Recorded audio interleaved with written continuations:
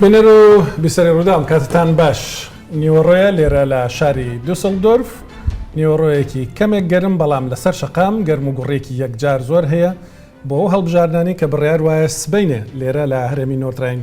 فێستیڤالن بەڕێوە بچن لە دوێنێەوە دەستمان بە ڕووماڵێکی تایبەت کردووە بۆ هەڵبژاردنەکان ڕەنگە زۆر کەستا لە کوردستان بپرسێ لە هەرێمێکی ئەڵمانیا هەڵبژاردن دەکرێت پەیوەندێکی بێمەوە هەیە پەیوەندی زۆری هەیە لەبەرەوەی کوردێکی زۆر لێرە دەژین لە هەرێمی نۆرتراین فێستیڤالن ژمارەیەکی زۆری پەرلەمانتار و نوێنەرانی پەرلەمانی فیدراڵی لە بەرلین لێرەوە دەڕۆن ژمارە هەرە گەورە کاریگەریان هەیە لەسەر سیاسەتی دەرەوەی ئەڵمانیا کاریگەریان هەیە لەسەر ئەو بڕیارانی سەبارەت بە کۆچبەران دەدرێن هەروەها ئێرە نمونەیەکشە بۆ کوردستان بۆی کە ببینن لە هەرێمێکدا لە هەرێمێکی فیدراڵیدا لە وڵاتێکی فیدراڵی چۆن هەڵبژاردنەکان بەڕێوە دەچن و پرۆسەی دموکراسی چۆنە.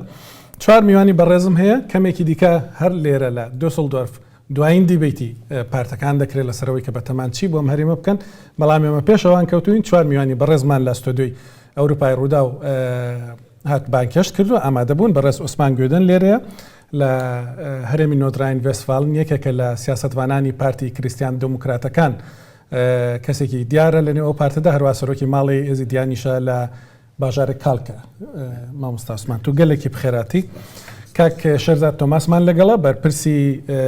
کاروباری عێراق لە ڕێکخراوی کاریتاس کەسێکی ئاگدار و بەشدار لە پەیوەندەکانی نێوان هەرێمی کوردستان و هەرێمی نۆرتراین فێستیڤالن هەمووی هەفتەیەکە لە کوردستانەوە گەڕاوەتەوە کاک شەرزاد بەخێربەی هەروەها بەڕێز دکتۆر عەبدوڵڵا ئینجەکان لەگەڵمانە شارەزای پەروەردەیی مامۆستا ئاگداریەکی باشی لە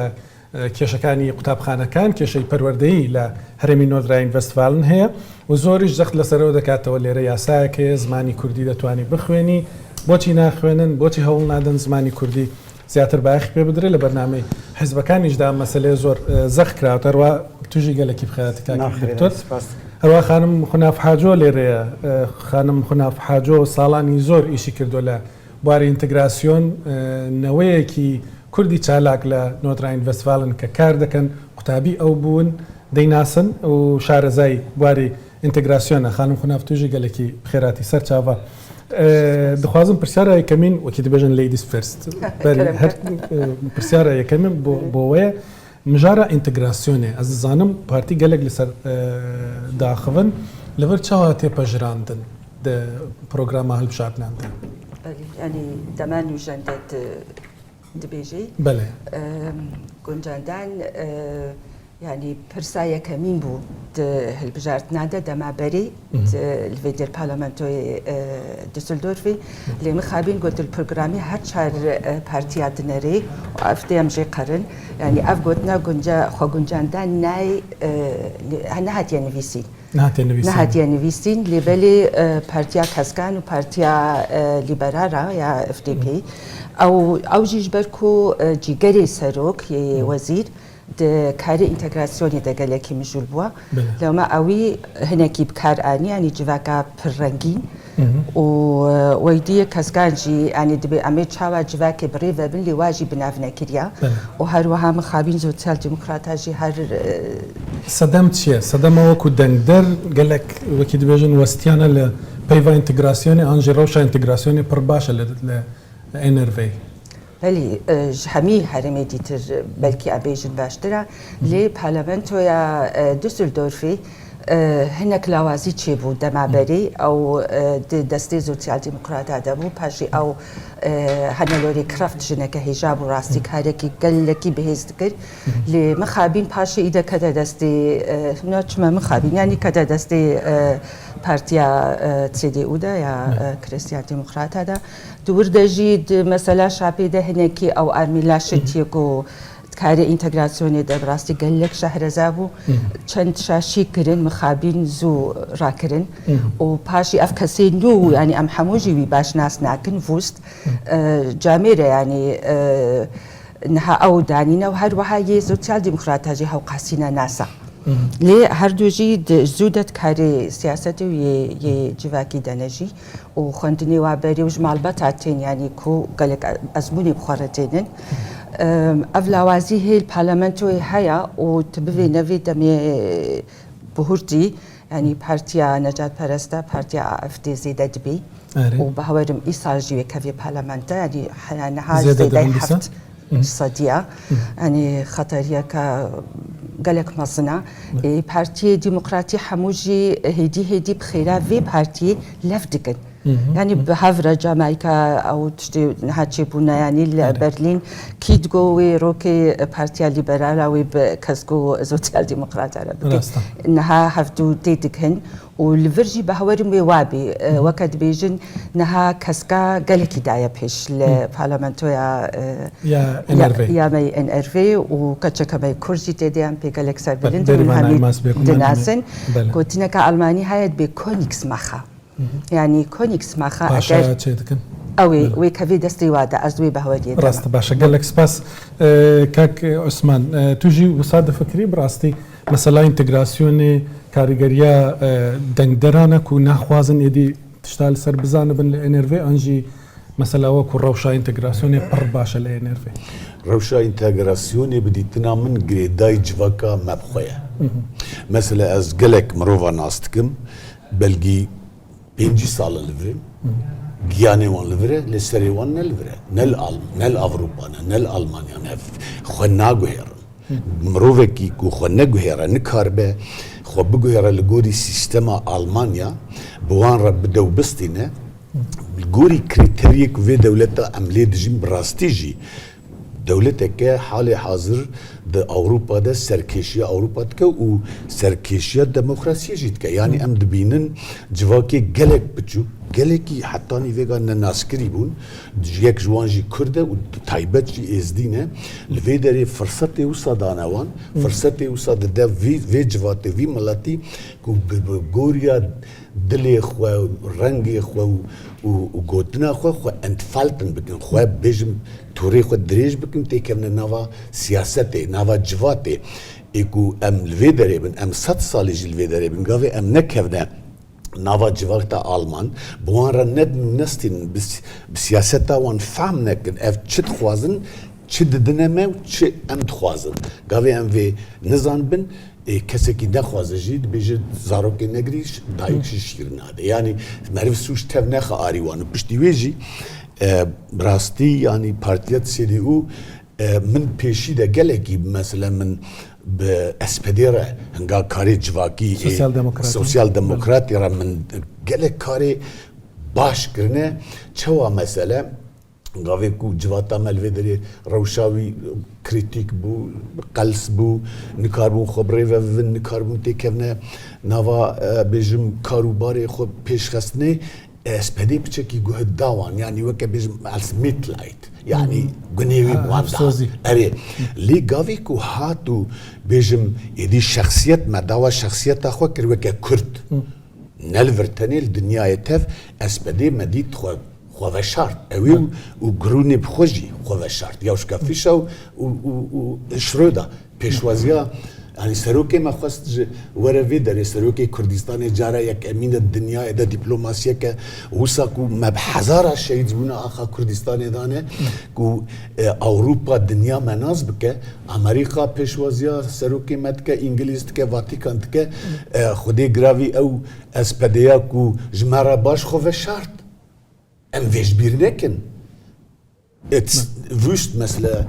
خناف خان قلت وست امويناز ناكن بلي خناف وست هاتيه دعوتا كري من باشا قال لك 2016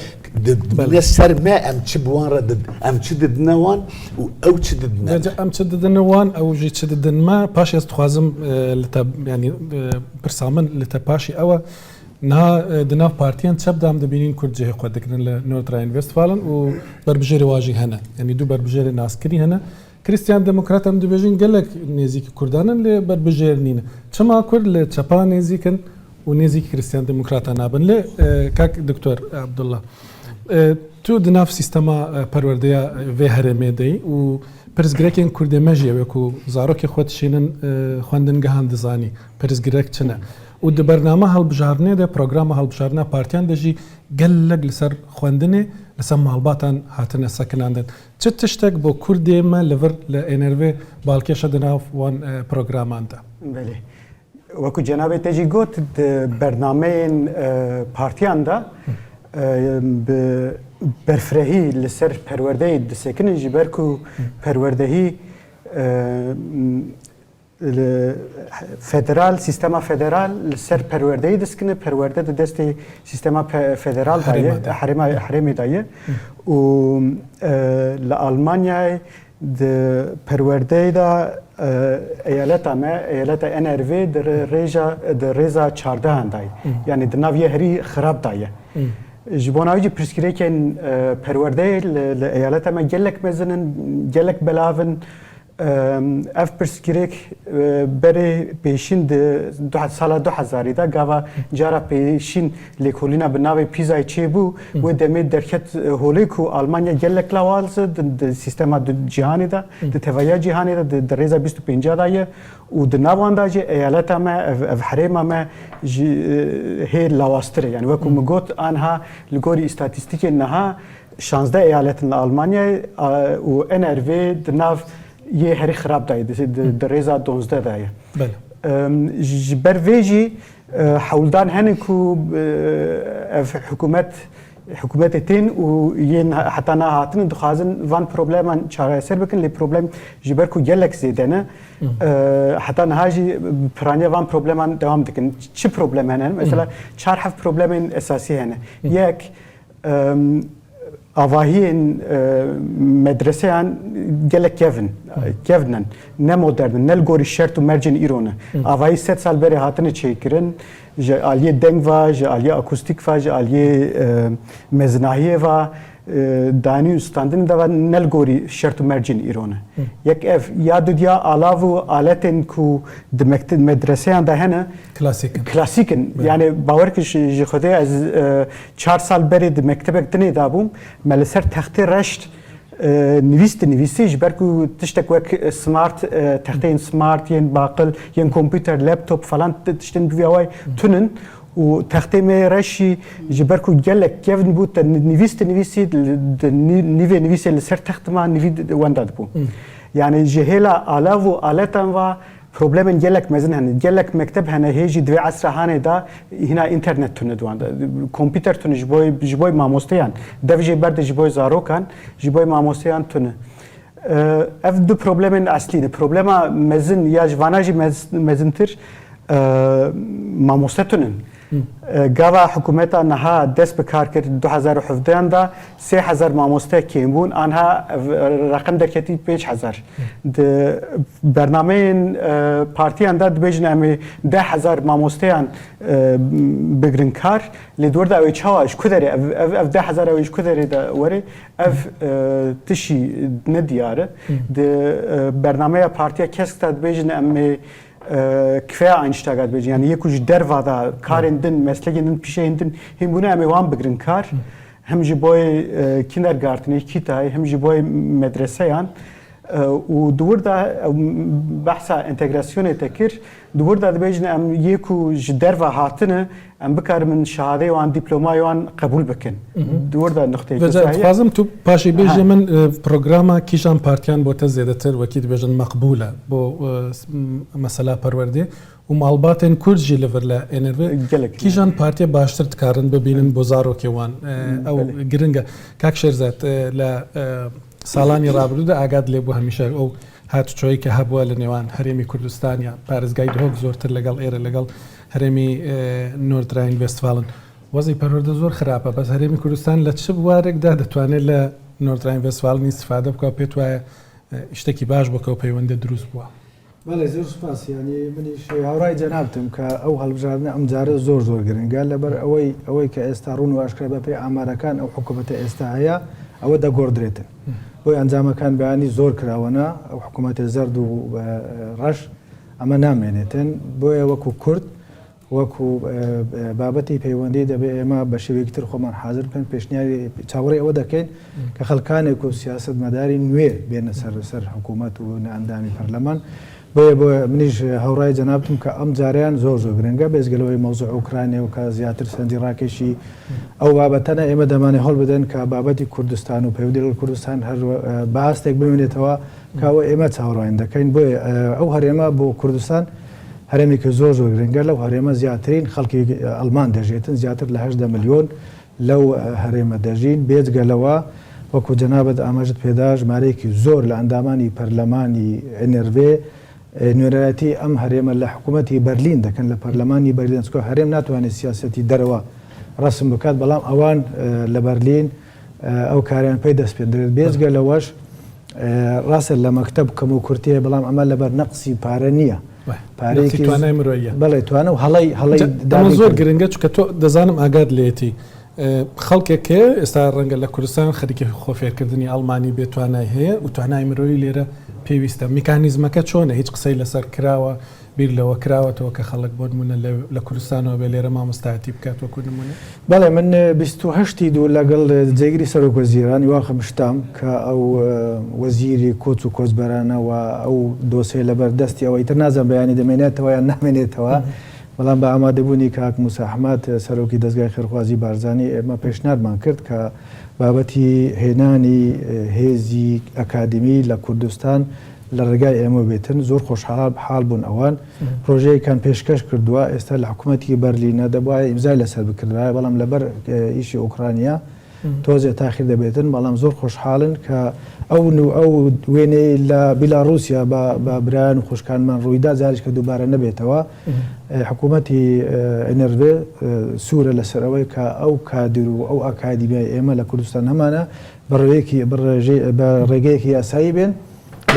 چاوەڕوان دەکرێت لە 2 مانگ 3 مانگی داهاتوو لە ڕێگای کۆنسولخانەی ئەڵمانی لە ڕێگای دام و دەستگای حکوومەتی کوردستان دەست بە پێشکەشکردنی CV بکرێتن بۆ لە نەک بەس تەنها مامۆستا بەڵێ نەک تەنها مامۆستا بەڵام لە بواری تریش لە بواری تریش خناف خانم تا ئەزمونونەکە دوور و درێژەیە گەلە کەس هاتیەڤەر وەکی دبێژن لە کوردستانی خوێندنێک ینی خوێندنێک کردە بڕوانامەیەکی وی هەیە و تا هەفکاریاوان کردە ئەڵمانیاوان باش ببە و بکەون ناو جوواکە ئەڵمانیدا نها ئەوێک و گۆه لێ بوو وەکی دبێژن پلانێکژی هەیە ئەنێرڤێ پێویستیاواژی بە خەلکی هەیەک و لەڤەر کار بکەن لە گۆری ئەزموناتە ئەو کەسێن کول کوردستانێتن زانینێن وان و شیانن وان تێری کارکردنی لە ئەڵمانیت کەن ئەگەر ئەڵمانیاوان باش بە ئەس تشتێکی سەرناسینێکەکەی ئۆسمان گوت ئەنی وست ڕەنگێکی گەلەمپەری مگۆ ینی نەناسە مرۆڤێکی کەوێ ببێ سەرۆک وەزیری هەرێما فیدرالی هەری مەزن لە ئەڵمانیادا دوێ مرۆ خۆرتێکی 16-17 ساڵی وی ئینسانی ناسکی ئەم واهین بوونە کۆ ئینسانێکی بگهێ وێ ئەستێ دوێ پێڤەژۆیا ژیانەگەریاوی گەلێک دوور و درێژ بێ ئەم وێ دبێژن وەکی دی ئەم ناس دکن یعنی ئەم گەلە کەسژی دبێژن بلا نەفشان بێ بلا نەفشان بێ ئەبێ ئەو یەکژێ شانên profesyonel kul Kurdistanê Belê yêgo tên rastî 2011 piştî beşo roj evam miletgelekî hat û gelek xwendevan jî hatin rastî hinekî hesan kirin ku belgenameyê wa zû Düsseldorf wan bibijrînê henî hewqasî asê nekirin û gelek ji wan jî yêgo hatine cemê pêwîstî bi alîkariyê min danewa yanî cihê xwegirtina û dixebitin jî û her tiştê wa هاتنه دکتۆرا مامۆستا ینی gelek jî hene lê min xabîn got hat dibihîzê piştî Ukraîna dilê me ba wî miletiya em jiyana Kurd û rewşa Kurdistanê nedûriya Ukraînêya lê ji ware weke dibêjin li ser tepsiyê deyne berwa enî xortên ku bi kaloriya xilajî nekirbin دبي وخلاص كريا اني قالك تشتا جواره حسان كن يعني جو ام بدنا بار هاف ام هيك لك يدورن ليه هناك حسان بويا وقالك تشنابي ام بي قالك راستي ملاتي ما د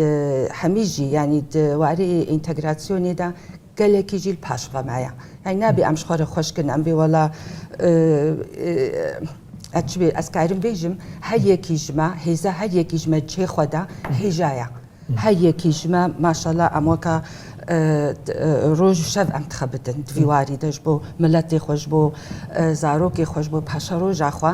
لێ ئەم وەی لە دیاسپۆرا ئەمەی بەزێکی بێشوانن ئەم هەف ناس ناکەن گرێدانێک نینە ئەگەر ئەم لەسەر بێ مژارە مەسەلا پرۆفسیۆنەلا بمینن ئەوێ کومە فێم کرد و دەبێژی ئەرێ شیانن مە شیانن درستن ئەو کەسێک و تين أوروبا تكارن كاركن أبداً. زماني فر لي ما ترسي هي چونكي نما ترسي لي شانس كمتر بويا چونكي أوكرايني لفرنها راستا نگو شانس کمترین شانس هر هایل في أوروبا أو كسي بخوازي بخويني خو بديه دوي خو خلاص بكي لي كردي ما تشتي أزمونا من از تموتم وی ترایک آلمانی دبیجم کرک بیل خواری بنگهی مروف بهسکی دالبانی مروف نکهی ویجا ایمد لزینن لخواری بنگه نینه چنابانی دهیدوی ویجا افج بوم پیوستا راستی گلکی پیوستا و از دوی هفیه دم هنجیه گو یعنی کاری خیر خوازی دوی زیده ببید ناف مدن نجواکا کرده وی دمی گرانی همجی سر پارلمانتویا دوسلدورفي تشيدبي كو ام قوم هيزك بن يعني نها مروفي كاكين بحثها شتامكر جبركو قالك كاري انتغراسيوني ديا هر وها اف دي بي جي لادي كاري ديب في بروجي دويك ميزاني تشاويك بايواندي خو فان سياسيارا بماشيني حميجي روشا اجمع قالك تشيدر زانن قالك خوندو شهر زانا يعني زيدا نزيد بهالو أف دولة دواوي نهالو بحزبايا كمين دوامين الدنيا عيدا لي روشا كرد قالكي لاوازا سياسي ألمان روشا كرد نباشا لبوري أو هجمارة كل فر هي راستا بجمن دخواست كاك عثمان قدن أم دبيجن مازنترين دياسبورا كردي لإنرفيه وأم دبينين لهر جهة كيتو دتشي كردا دبيني دونريوان هنا نظام كار دكن نها فرماجي كردي روجاوات بحث كن قال لك كومبانيا نوفا بونا تخوازي كاري باخي بكي هنا كرت هنا هندري مالان كرت شي دكن كردي روجاوا بتايبتيجي ليه ده البجارتنا عندها سبر بجير هنا دوية قال لك ناسكري ويك دنجي هي كمتر ناسكريا جارة كمينة بجدارة وزيادة ترجي تشابن نا ياسيدونكو تو سياسة فانيواني چما وسع اف جيروكا كورو دورة جوالاتي متي جيكو امجيتن جويدريتي مثلا تقابل بيجم دنيا هي دب هراوي هنا عنجي دب باسكي هنا عنجي دب مليوي هنا يك جي تشابه يك جي راسته ودنافا وان دجي ام بيجن ناف بريكي ده ناف ده وكا ليبرال وتشتي وصا هنا بارتي دنجي هنا تشاب وراس شنا خربة وشرقة يعني وستن اوستن اوستن روسيا تشين ايران ايفن وستن امريكا انجليز المانيا فرنسا وهروها ايفن دولات ما جي ام جيتين او خدي جرافي سوسياليزم سوسياليست كومونيست جكيجان ملاتي جكيجان جواكي قواتي دقره شقواتي جملاتي بندست ايكو زور ليد باتشم كي دجن ام بارتيا وانا ام جوا حستكن امي وهاب لنت كمي نظام وتشوابكن اول دقيجه كردا مثلا تشبي تركا راحت نوفا كردا ده كارن هيلنا خوتشيكن جبركو كرد ربنن هي سير نشافي وان سركفتنا كي ببنا بقيجنا استا سياسي ده بقيجنا استا مروفا خلقي بيانيا ايه مبري خو فيجا هزار وكي كردا هيد نوفا ديا خودنا موراش تشابيتيل سواندر إذا نها تود بنجي خطايا كردانة نا أتخوزن فريد نا أذكارم ببرسم كاك عثمان دناف بارتيا ودا هون شما نافكرن بيجن بلام كردا بكن بربجة أتخوزن في أزور ما فري عزيزي من يعني مصارب كي أزدقاكي فردا خبر ده بيجا أو كردي ما دركتنا جوالاتي خود دركتنا هاتنا فري يجدو جيبوان رتفيكن كردن يعني هاتنا الفرجي بارتي كردا وكا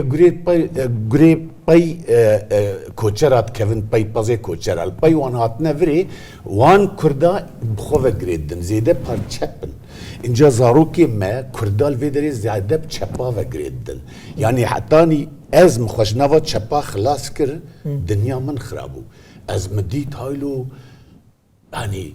اوروبا دقوتن شخو ألمانيا نهاري كرداية از كتما نوا بارتي كردا ألمانيا يا مدي ألمان خالية صور أدوي منستريوم ده جمرة فكرنا ده 1988 ونهاده يعني ألمانش كردا حستكن لكرد جي خود قرن قرأك أم هاي جوي هبن فيزا لفيدري tiştek hatiye gotin nava partiye Kurdada Kurdara tê gotin CDU, CSU yani konservatif kes nikare tê keve nava wan halbuki weke masî ne belkî çermê wî hişk bem navayê weke masî goştê wî ew nerme em karin nava partiyê van de gelek karê mastir bikin çünkü Avrupa وێزە بە دیپلۆماتیک بەرسوا من لێ بەرسوا و من دەواز من نەبیست کریستیان دموکرات ڕاست چما بربژێرێکی وان تونێ کاریگەریە دەنگدەرێن کورد کێمە Kurd ne navdene, Kurd nakevne, ez vê dixwazim bêjim, Kurd naçine nav, dikevne nav çepa. Mesele ev meriv. Ev ê dora Wüstin, parlamenterê me ye û Doktor Berkman û ji ba me ye, bajarê me ye. Delegasyoneke Tirka tê bawan, dixwaze bi vê hikûmeta wan re kar bike NRV. Çi ji wan re dibêje? Hûn bixûnin. Çi dibêje? Dibêje wir dürfen bei dem Zusammenarbeit mit dem Türkei niemals die kurdischen Gebiete und die kurdischen Städte vergessen, zudem es auch wegen dem Jesiden viele Verbundenheit gibt. Yani gelen tekevne navan hatta am stajwan gelek spas خناف خانم هەژمارێک هەیە و ئەم بێژین ئەو قاس کورد هەنە ئەو قاس کاریگەریاوان هەیە لە NRV و دکارن دەنگ بدەن تشتێکی وسا هەیە ئەنجی تەخمین چاوانە چت بێژن بەێ وەکەم گوتی فەنێت سۆنگ نینە ناف کوردادا ئەس سەرۆکە ئەنجومەنە ئینتەگراسیۆنی بووم لە محافزەی بۆ خۆم هەمی جامی دعوت کرنجبوونی ئەفتاری مزگەفت تانین زانی بوو گۆ ئەف کەسێن خودیە جامیە دهن یازدەهن هەمی وێ دەنگی خۆ بتنەوی مرۆڤێ کورد وێ دەستی خۆ ئاوێژێکی بێنن وێ زان بن کۆ بەهێزە وێ دەمێ ئەمێ وا بتەوێنن نەگۆ ئەوەکە یەکی مرۆڤ نێز ناسکە و بێوەڵا ئەز ڕەوشە ئیزیدی و کورد و کوردستانی ژبیر ناکەم دەبێ ئەم ژبیر نەکەن دەولەتە ئەڵمان يعني هەڤالێکی بەهێزە ji دەولەتە ترکرا و قەت ڕەوشە کورد نادێ بیا ترک لێ ئەم کارن لە دیاسپۆرای گرانیە کە مەزن سەر حکوومەتە ئەڵمان بکەن و ئەم بیڤ ئەم یەکن ئەرێ ئەم جودا جودانە ئەف دیموقراتیەتە هونجی ولۆنە ئەمژی گەلک پارتیە مەهەنە گەلک دەستگەهێ مەهەنە گەلک ئینسانی مەهەنە گەلە ئەمژی جواکەکە پر ڕەنگە ڕەنگن لێ ئەم دەست دەکەن پارلەمەنتۆیەکی مەی بچووک لە دیاسپۆرا چێ ببێ لە ئەڵمانیا بەسە ئەم دەست پێی بکەن چێ ببێ وێ دەمێ گرانی ئەمە چێ بوو سیاسیە ئەڵمان وێ بێ سەرچاڤا ڕاستە وەرن چ دەبێژی کاک دکتۆر کاک عوسمان دەبێژە ئەڵمان گەلێک کووردا حەز دکەن لێ خونافخانم دەبێژە دەوڵەتە ئەڵمان تشتێکە جودە دەگەڵ داگیرکەرێن کوردستانێ گەلێک جوان حەز دکەن نها مثلا نه مثلا حسکرین نه حسکرین مثلا برجواندی هر سیاست خوازه برجواندی خود در پیش و گاوا دیاسپورا کورد دیاسپورا که زخم نبود مزن نبود organize نبود به هفته نخبتین چه رقم هایی خاص زیادت ببره زیاده ببود نکاره تشتگی بکه یعنی از به شهردار باجاری بخوام قصه کرد بری دمه که باش کرد ناس نت کردن جبر کو لافزلام مثلا از با گلک باش زانم گلک مزگفتن ترکا organize نه دچنجی موی به هفته دو رودنین لسر پروژکت هم قصه کن پروبلم ما هری مزن البته یک پونه متونه و ام organize نه پروبلم ما گرن کرد مثلا برژەوەندیە لەگۆڕی ئەڵمانان بەرژەوەندی الکودرێ دەوڵەتن مثلا بەرژەوەندیان لە بەرچاو دەگرن بەرژەوەندیەوان بۆ ئەنینە مامۆستایان بەڵام جارێکردن بەگەڕن سەر مەسەلا مامۆستا بەرژەوەندیاوان لە گۆڕی ئەزمونێتە و وەکی بێژن کەرتا پەروەردە دەی لەڤەر مامۆستایان کوردوەکی خونافخانەم ژی گوت تکارن بڕاستی لێرە لەڤەر کار بکەن و کاریگەریاوان هەبە و زوو بێن وەرگتن ئەوێ کوردستانی خۆ فێری ئەڵمانی دکەن نهاد دوان ساڵێن داویندا لە ئەڵمانیای پرۆبلێمێکە گەلێک مێزن یا کارکێران هەیە یعنی هەر هێلێدا هەر پیشێدا ئینسان تونن یعنی ئینسانێک و ژی کارێکی بزانە بن ئەو ئینسان ڕقەمەوان هەر ڕۆژ مەزن دەبی کێماسیەوان زیاتر دێدیتن ji bo navêjî mesela di bernameyên ew kêda jî hин partiyan da tu dibînîn dibêje em îdî دیپلمای شهاده نو قبول بکن یکی جوالات دین هاتن جبونا وی یکون جدروا ورن ور او راحتر ایدی کار ببینین جبر کو دگلک هلاندا من لازکی برگو 5000 ماموستن هاتونن و اف 5000 ماموستن کارن شد گلک درس مفردات ده هنا د برنامه ده هنا ل ماموستن وی درسیتون راست جبر ویجی گرنگه كنت بيجي جرنگه چونکی سیستما پرورده لور اوای کی دن بویا مامۆستا بە ئەوایکی دن هاتنە پەروەردەکردن خۆشی ئەوێ کول کوردستانی تێن وەکی نمونە بۆ بیرکاری بله ئەو دکارن لەڤر دەرسێ بدن زارۆکێن ئەڵمان يعني قسمك جوان او قبول بك مثلا دي بيركاري ماتماتيك فيزيك اري درسين كو زياده زمان زانستين وزمان ناخوازن چاندينن ايديولوژيكن مثلا ميجن درسن ايديولوژيك يعني فلسفه و قدر المانيه تشتندن وان درسنا زياده اكنك وان نگرن لما ميجن ماتماتيك بيركاري بفيزيك زانستی به دوان هیلاندا او و بکنی جبر کو احتیاجی گلک مزن هي تو ایراد بینی مثلا گلک کردمه روجاوا گلک نه ل قسمن تو راستی وانته مکتب ده مزد کی باش آلمانی نزانه ل کار دیتی چما جبر کو احتیاجی گلک مزن هي يعني دو دوره پاندمی نشان دا کو سیستما پرورده المانیا ل انرژی گلک خرابه بمهان تکلیه نابر زاروک و دبستان خود بو 6 ماه 7 ماه زاروک ندیتن مکتب ندیتن مدرسه ندیتن جبر ویجی جبونا کو و پروبلم حل بکن او الریا بگیرن ریجی چیه کارکرین کوج اوکراینیا تین ین کوج ولات دنتن یعنی آلمانیا از تشتکی او حاجی یا راست فکرم نه ولاتکی امویجن پر میروف حزک و بیجی کاورن جمع و شر دید و فقیری دید هر کس لگوری برجواندی خود خبت تفدیگره میلیونک انسان جی گاوا 2015 سوریه و روجاوا هاتن قبول کردن جبر کو ایدی کارکر نما بون خانی والا بون یعنی 2015 انده تخانیک 3 ماه 4 ماه 5 ماه تخانی دادا روزنامه کی تکری یه کس ندید که تخانی جبر کو جیوات من لکولینک خواندیه که دکتر دبیجه هیجی مزن تردبه هیجی درفتا کار لفر بتاعت الانرفي بر زيادة تردبه هست خوازم نابرة كي كرت بستينم بل او مثلا ما خندنا ما مستيتي دواري بهالوردي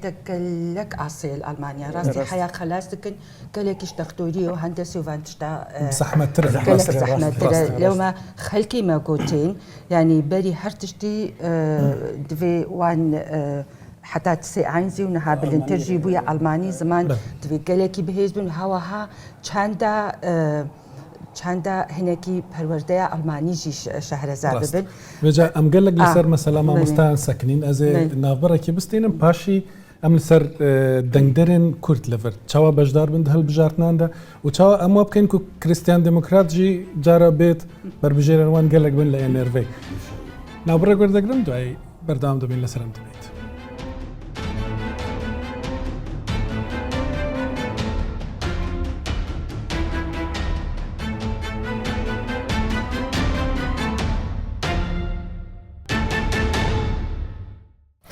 سلاوتان لێبێ دووبارە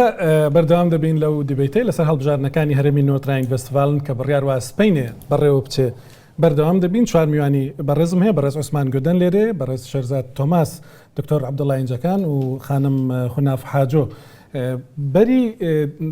ناوبڕێ مەگەلێک بەحس کرد و مژارە مامۆستایان و مژارە پەیوەندیە وان پارتیان گەل کوردستانێ چاوە لێ دبش دومین دست خوازم ام لسر دنگدرن ور بسکنن دنگدرن کو لور گرک سبه بتن سر صندوقن دنگ دانه گرک چه بکن کاک عثمان يعني بريا حمد تشتي جريك ام كرت لبنيرن معفي ملاتي كرت ام دنافا كيجان بارتي ده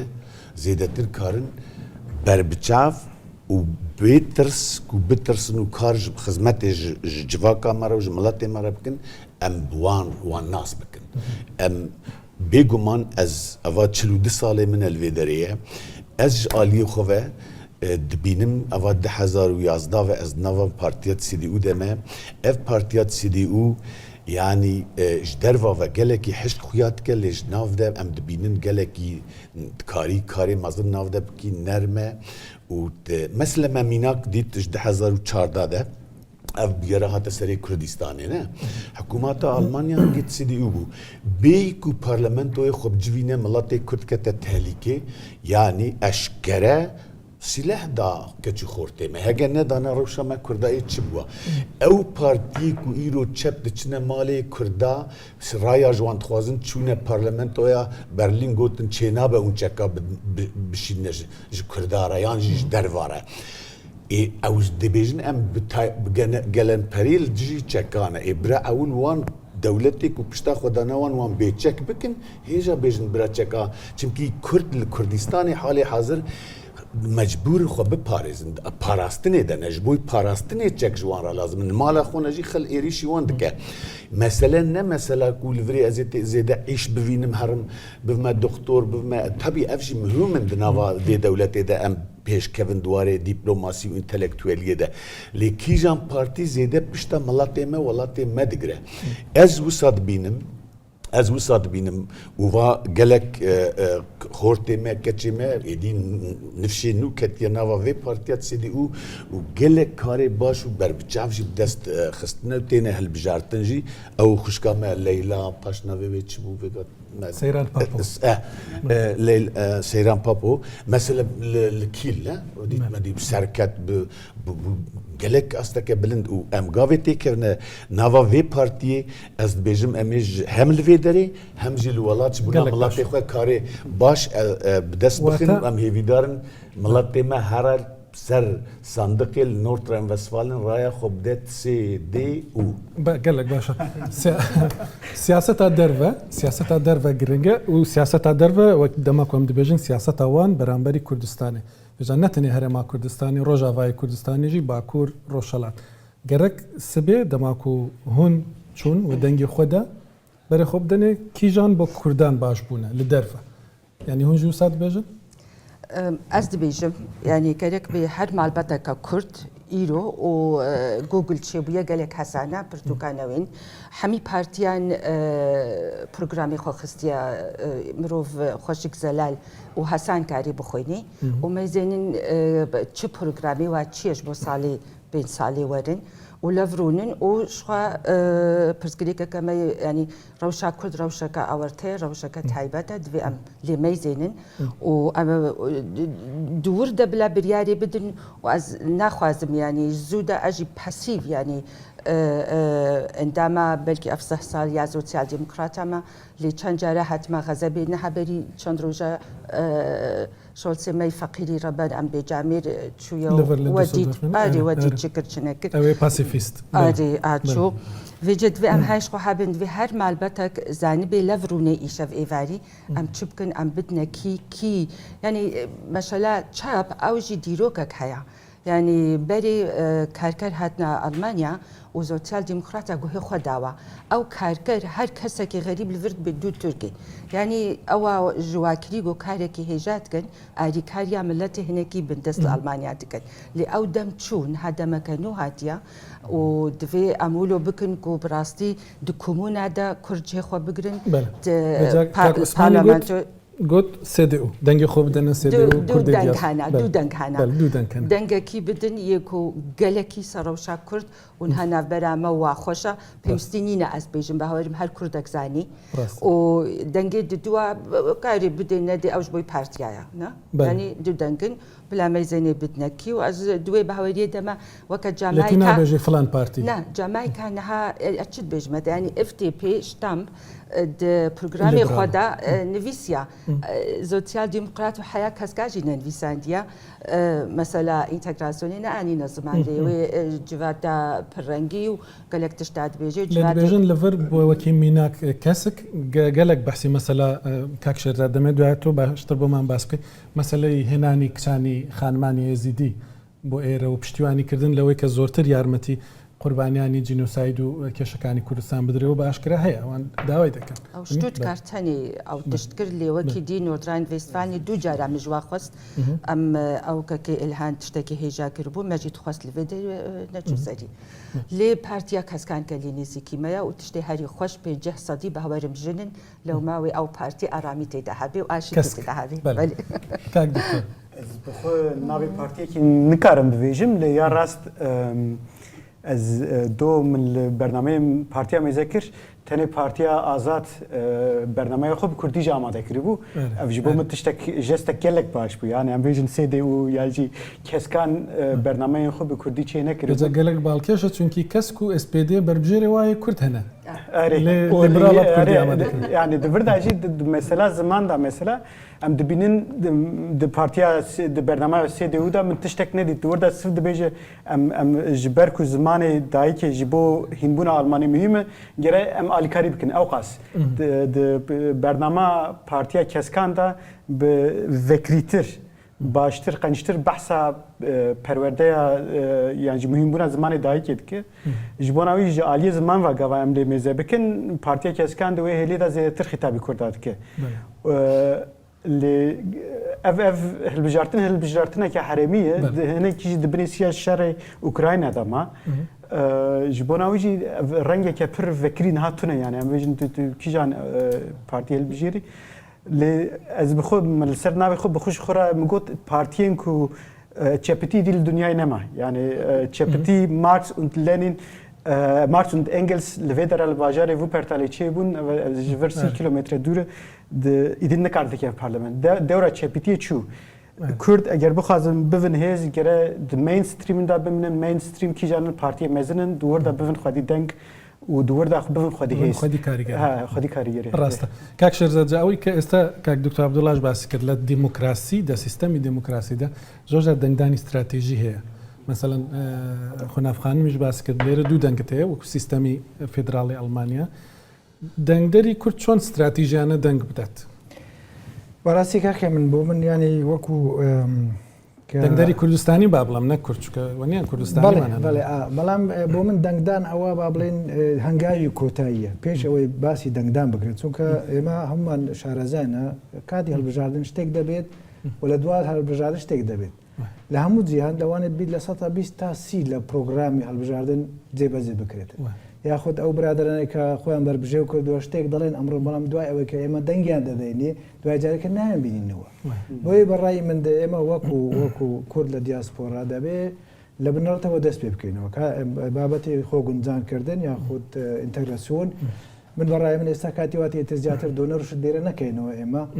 باڵکو بچینە ناو زیاتر ناو کۆمەلگای ئەڵمانی خۆمان شارەزا بکەن هەر لە منداڵەکانمان دەبێت دەست پێ بکەن کە وا پەروەردە بکرێن زیاتر بەشداری کۆمەلگای ئەڵمانی ببن بچنە کۆڕ و کۆبوونەوەکانی ئەڵمانی پرۆگرامی حزب و سیاستەکان بخوێنەوە یعنی زۆر جار هەیە باوکو و دایک تەمەنی کوڕەکان دەبێت بە 17 دڵە کاکە بۆ دۆنەرێک بۆ خۆت ناکەیتەوە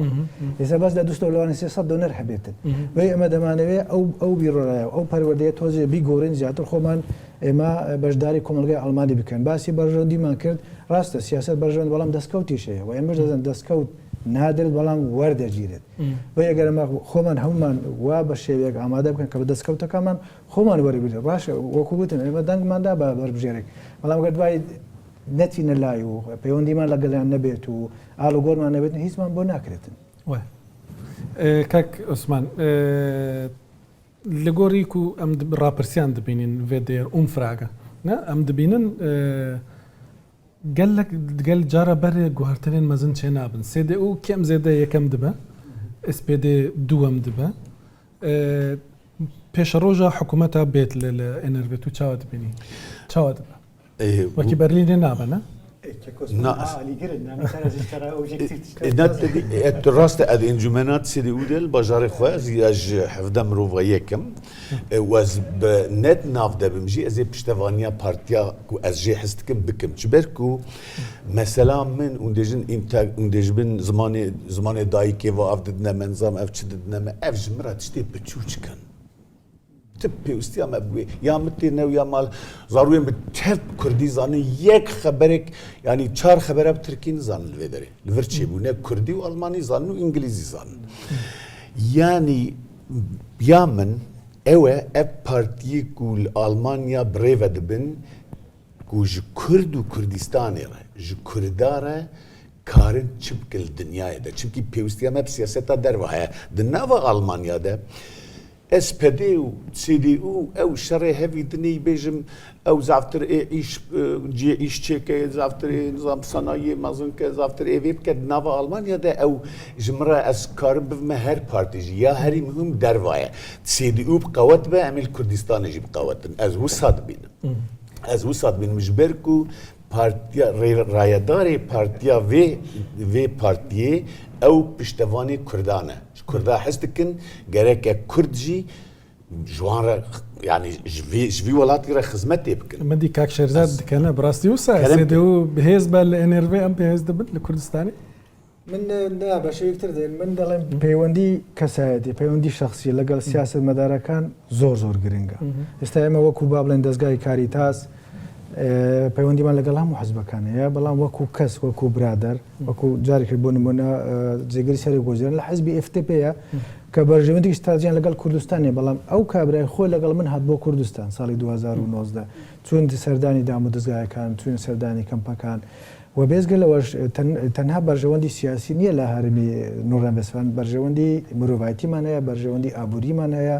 بەرژەوەندی ئاڵوگۆڕی تەندروستیمان هەیە زۆرترین ژمارەی جامعەکان لەم هەرێمەیە زۆرترین ژمارە دەستگای خێرخوازەکان لەم هەرێمەیە زۆرترین ژمارەی ژووری بازرگانی لەم هەرێمەیە بۆی ئێمە وەکو کورد یاخود بۆ کوردستان ئەو بابەتانە زۆر زۆرین بەڵام دەبێت کاری لەسەر بکەین باشە بۆ ڕۆژاوای کوردستانە خۆناف خانم لە گۆڕی ئەو ڕاپرسیان ئەو پارتیان و دەردکەون لەبەر باشتر دەبە تو دبینی کەسێک وەکی میناک بەهێز بن تا پرسەکە تا نەکرد باشتر بوو هەموو بێژن یەک تشتبەری ئەس بەرسەوەی بدەم دەوێ ئەم هاژی هەبن ئەف دیموقراتیەتە هێژا ئەوروپا ئەڵمانیا کۆ فیدرالە ینی بەرلین CDU لێ بۆ خۆم SPD بوو ینی خۆردنونەری مەی کورد سەرداری یۆکسل سۆسیال دیموقراتە گوندێکی تام لە کوردستانی ئاوا کریە و بگەلێک خەلکی مەی بۆ خۆمێرا ئێمە ناستکن دچن و تێن ینی دلشانەزیەکە گەلی مەزنە ینی مەسەلا ڕۆژئاوا و باشوور ڕۆژئاوای کوردستانی و دیاسپۆرا تەولی هەویەکە وێ کلیکەلێکی مەزن هەیە مخابین مە ئاوا کرد ئەف 45 ساڵێ مە 75 ئەز لەورم بە هەوەر دکم ji هەشتەی و پێدا ئەس خەباتی دەمە حیا ئیرۆ و مەگۆ مەکەڤرێکی باش لاتەکە زنارێک زارۆکی خۆرا دانی کو لەسەر ئیدا ئەو ئاوا بکەن لێ نەهات هێروێ دهێروێ ji ber ku gelek ez ji miletê xwe gelekî hez dikim û ez wa gelkî nas dikim û têne cem jî hemû lê nezanî gelekî heya û min ha navek tim ez dibêjim be ku hewanî çêbûye gelekî nav miletê Kurd da ev tişt divê em biçelmisên bitefênin دیاسپۆرا هێدی ینی جڤاتا کورد ئەلمانیا هەیە هاتیە قبولکردن لە حکوومەتێت CDU ڕێزەکە مەزن ژواردگری سۆسیال دیموقرات ڕێزەکە مەزن ژواردگری سەری خۆ دەینە بەرکێری سەر پێی هاتیر کوچێ ببێ ئەو دنویسێنن لێ مخابین پیشگیریاوا کێمە پیشگیریان نوونەرێ مە گوتکەڤنە دبنە نوونەرژی کێمە و نەها پێشکەتن قەتنینە لۆبیامەل بەر سیاسەتە ئەڵمان گەلێک لاوازە ئەم تێدە دخەبتن ئەم بهێڤینە جاڤێمەل باشوور و هەرێمێ ئازاد پشتگیریە بدنەمە لێ مخابین ئەف دەمەکە ساڵ و نیڤە بهتر خەرابیکردنەوەی و ئاریکاریە بدن مە بهێز بکن ئەم دەستی هەف بگرن ئەس نەها هەنێکی دخەبتمش بۆ تفاقی ئەمەی زێنگەلێک دەستگەهی هێژا هەنەی گۆ دخەبتن ڕاستی و ڕۆژی هالۆ کۆژمەرە گەلێکی پێویستە ئەمەلەتی خۆ خۆرتی خۆ زاروی خۆ کەچی خوا بەهێز بکن هەرندەنگی خۆ بدن ببنە نوونەر لێ نەهەما بوو نوونەر و خەلاس ئیدە بوو خۆدی دوێ ئەم پشتگیریاوی بکەین پێ پشتگیریژی ئیدە ماوێت چی بکەین کاک دکتۆر چاوا دەبە پشتی هەڵبژاردنە